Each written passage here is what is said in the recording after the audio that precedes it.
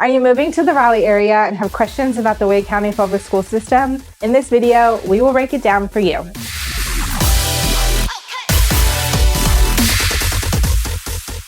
I'm Allison Warnerowski, local broker and owner of Ray Realty. Please like and subscribe for weekly content and join our Relocating to Raleigh social media groups to collaborate with thousands just like you. If you have any real estate needs, we have one of the top teams in the area and we would love to help. In this video, we will go over general information about the school system and different types of schools available, review the various programs offered, detail the enrollment process, and discuss capping. Starting with general information, the Wake County Public School System incorporates Raleigh and the vast majority of its suburbs. The system currently has just under 160,000 students enrolled, with over 20,000 faculty and nearly 200 schools. In general, expect an approximate 10-to-1 ratio for younger grades, with that increasing as teacher assistants drop off in higher grades. I would encourage everyone to do their own research on sites like niche.com or gradeschools.org, but Wake County is generally known to have a great school system both locally and nationally. Also, its students are well prepared for and coveted by the state's major universities. The Wake County Public School System curriculum is set by the state of North Carolina,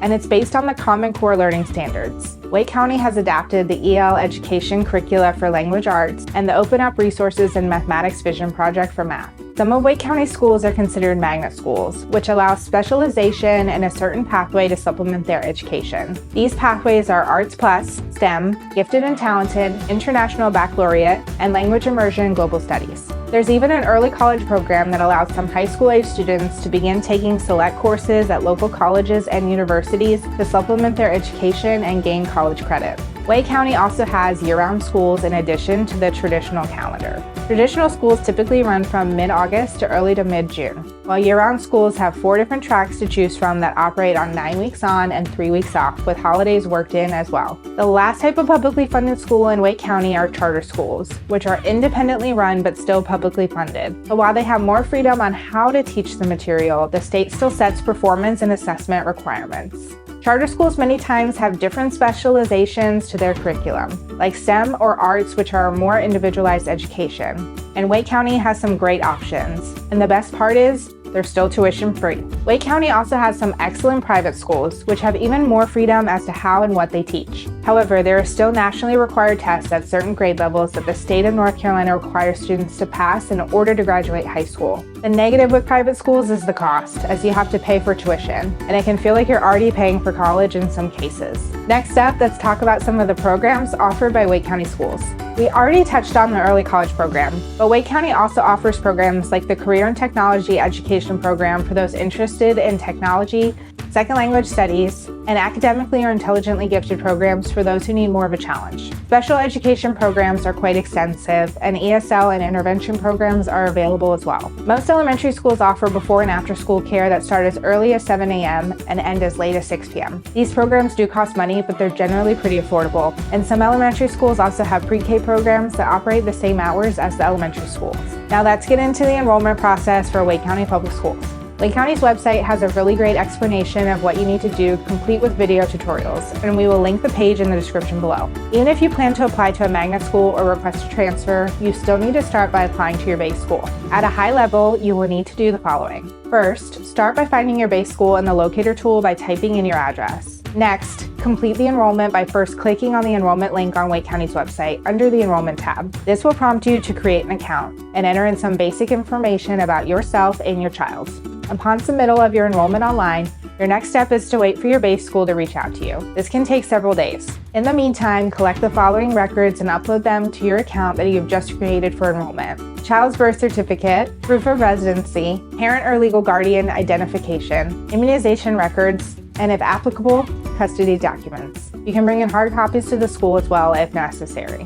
Your child will also need a health assessment performed by a doctor within 12 months of entering school, which requires a specific form to be filled out that's located on Wake County's enrollment webpage, linked in the description. Your base school will reach out to you to make sure everything is completed and in order, and you will also receive your child's student ID, which will be important if you're applying to other schools.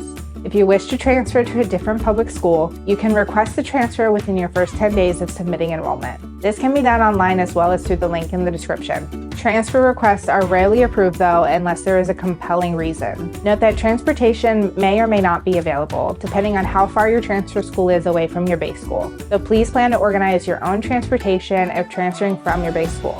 For magnet year-round and early college schools, you must apply separately after applying to your base school. There are quite a few of these schools around, so some may already be assigned to one of these as their base.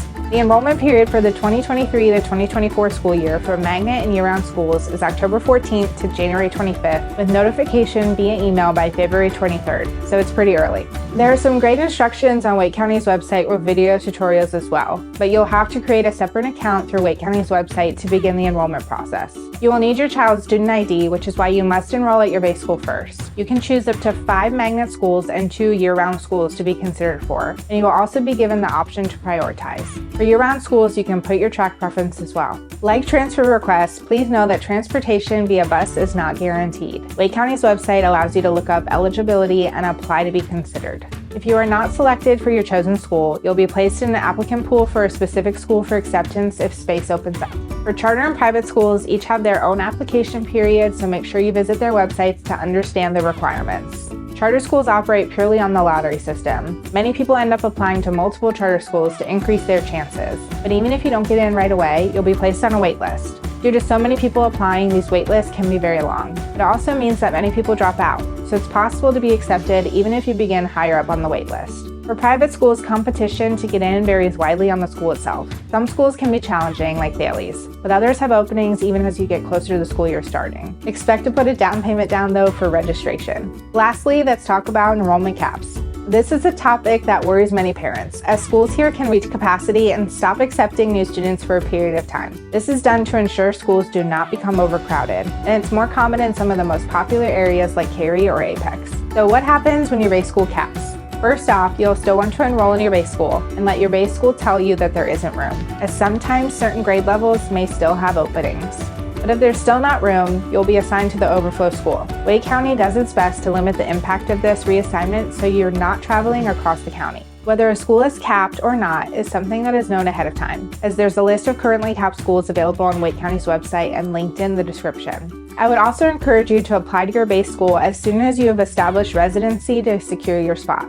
I hope this video was helpful, and please don't hesitate to reach out if you have questions. If you need help finding your next home or have questions on the area, please reach out via the contact information in the description below. I'm Allison Warnerowski with Ray Realty, and thank you for watching. We'll see you in our next video.